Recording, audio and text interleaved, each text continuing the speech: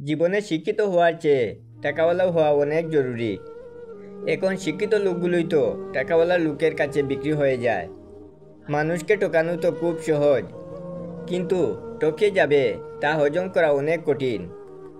অতিরিক্ত আঘাত পেলে মানুষ শুধু হাসতে নয়, অনেক সময় কাঁদতেও ভুলে যায়। একটা মানুষের জীবনে কিছু স্বপ্নহীন ব্যথা থাকে, এগুলো সে কারো কাছে কখনো প্রকাশ করে না। শুধু হাসলে একটা মানুষ কখনো সুখী হয় না। এমন কিছু হাসি আছে যা কষ্টকে আড়াল করার জন্য হাসতে হয়। বিশ্বাস গড়ে ওঠে তিলে তিলে, আর ভেঙে যায় এক ঢিলে। রাস্তায় পড়ে থাকা কাগজের টুকরোটাও কোনো না কোনো বইয়ের পৃষ্ঠা ছিল।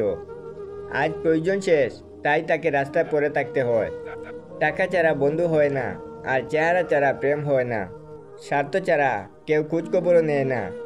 এটাই আমাদের সমাজের বাস্তবতা। সমাজে এগিয়ে যাওয়ার রাস্তা কেউ কাউকে গড়িয়ে দেয় না, বরং নিজে নিজেকে তৈরি করতে হয়।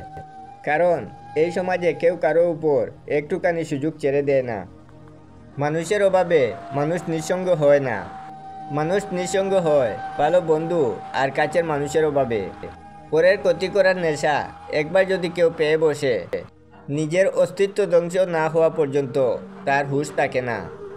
জীবনে ভালো কিছু তার ভাগ্য জুটে, যে অপেক্ষা করে ভালো কিছু সে পায়, যে চেষ্টা করে, আর সব থেকে ভালো কিছু সে অর্জন করতে পারে।